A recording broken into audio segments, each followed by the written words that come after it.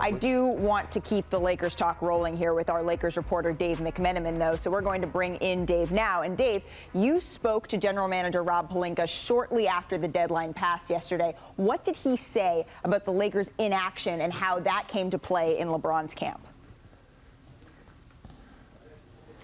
Well, Malika, Rob said that he was trying to weigh the short term and the long term for this franchise, and that's ultimately why when the Rockets wanted the Lakers to include a first-round pick, talks fizzled. When there was a three-team discussion between the Raptors and the Knicks, and a first-round compensation was desired, talks fizzled.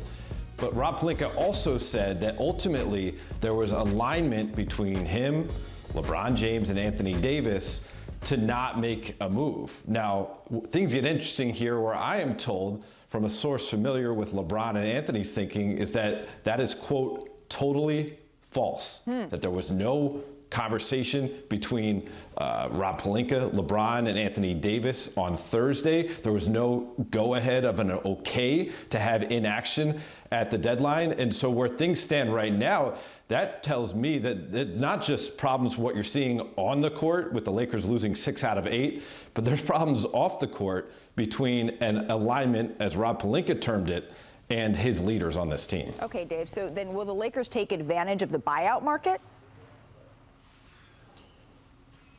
Well, certainly that is their plan. Now, one of the names that we've heard pop up is Dennis Schroeder. The Lakers had talks with Boston about trying to reacquire their former point guard.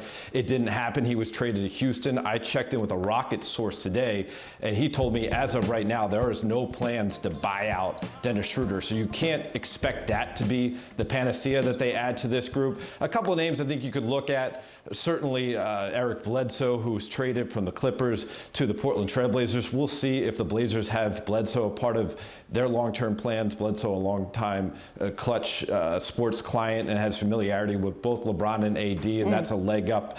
And also you could think of DeAndre Bembry, who had a pretty good season for the Nets just because the numbers didn't work in that big deal with Philadelphia.